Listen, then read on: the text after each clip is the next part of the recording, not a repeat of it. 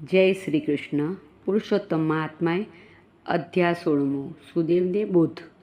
શ્રી નારાયણ બોલ્યા, હે મોટી બુદ્ધિવાળા નારદ, વાલ્મીકી મુનિએ બહુ અચંબાભર્યું જે ચરિત્ર દ્રઢધનવાને કહ્યું તે વૃત્તાંત હું તમને કહું છું, માટે સાંભળો.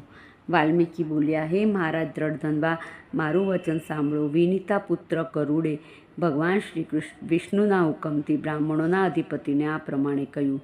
ગરુડ બોલ્યો, એ બ્રાહ્મણોમાં શ્રેષ્ઠ 7 ભાવમાં તમને પુત્રનું સુખ ન થાય એવું વિષ્ણુએ જે વચન કહ્યું તે તમને યાદ છે.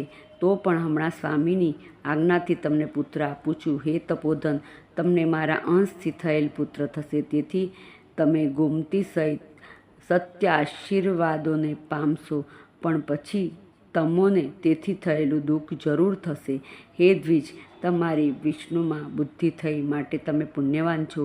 સકામ અથવા નિષ્કામ ભક્તિ હોય તો પણ વિષ્ણુની ભક્તિ વિષ્ણુને બહુ પ્યારી છે.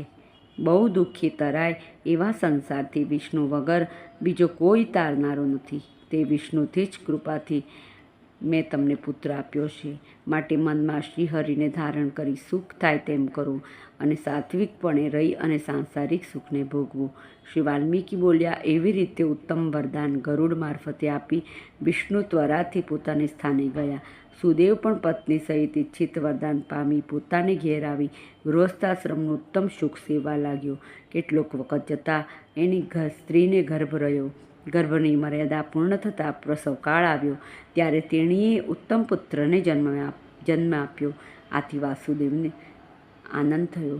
આ રીતે નાઈને તે શ્રેષ્ઠ બ્રાહ્મણે વિદ્વાન બ્રાહ્મણોને બોલાવી અને જાતકર્મ કર્યું અને તેઓએ મોટું દાન આપ્યું. બ્રાહ્મણોએ એનું નામ પાડ્યું કે આ પુત્ર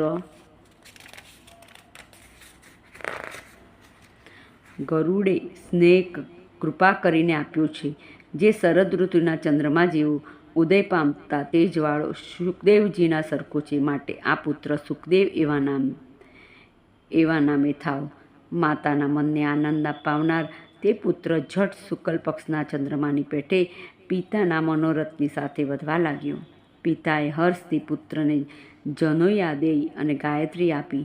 તે વૈદિક સંસ્કાર પામી બ્રહ્મચર્યના વ્રતમાં રહ્યો અને તેના તેજથી પ્રત્યક્ષ બીજો સૂર્ય હોય તેમ વધવા લાગ્યો. બુદ્ધિના સમુદ્રરૂપ કુમારે વેદનું અધ્યયન આરંભ્યું. એકવાર કહેવાથી જ સર્વશાસ્ત્રો સઘળી વિદ્યા શીખી જનાર ચતુર નીવડ્યો. વાલ્મીકી બોલ્યા, એક દિવસે સૂર્યની ક્રાંતિ સરખા દેવળ ઋષિ ત્યાં આવ્યા. તેને જોઈને સુદેવે આનંદથી દંડવત પ્રણામ કર્યા. વિધિ પ્રમાણે મુનિનો સત્કાર કર્યો અને દેવળ ઋષિને બેસવા માટે આદરથી સારું આસન આપ્યું અને તે આસન ઉપર દેવળ ઋષિ બિરાજ્યા. કુમારને પગમાં પડેલો જોઈ દેવળ ઋષિ બોલ્યા, હે પુત્ર, આવ, તારા હાથમાં આશ્ચર્ય સમૂહ શું દેખાય છે?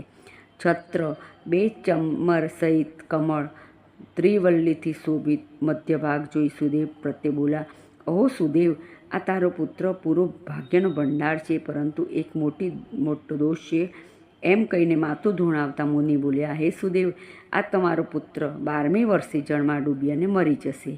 માટે નાશવંત પદાર્થોનો શોક કરીશ નહીં. જે થવાનું હોય તે અવશ્ય થાય છે.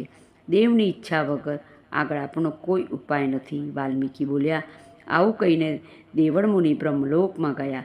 સુદેવ દેવળ મુનિનું વચન સાંભળી પૃથ્વી ઉપર પડ્યો અને વિલાપ કરવા લાગ્યો. પછી ગૌતમી પુત્રને ખોળામાં લઈ અને તેનું મુખ ચોંબવા લાગી. પછી પોતાના પતિને કહ્યું, હે સ્વામી, તમારે થનાર વસ્તુની બીક રાખવી ઘટિત નથી.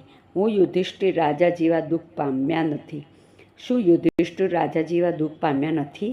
શું પાંડવોએ વનવાસ વેઠ્યો નથી? માટે જે વસ્તુ થવાની છે તેનો શોક કરવો નકામો છે. માટે હે નાથ, ઉઠો તથા શોકને તજી શ્રી વિષ્ણુની આરાધના કરો કે જેથી આત્માનું કલ્યાણ થાય. આ પ્રમાણે બૃહદ નારદીય પુરાણમાં પુરુષોત્તમ મહાત્મ્યમાં શ્રી નારાયણને નારદના સંવાદ વિશે દ્રઢધનવાના આખ્યાનમાં સુદેવને બોધ આ નામનો 16મો અધ્યાય પૂરો થયો. પુરુષોત્તમ ભગવાનની જય.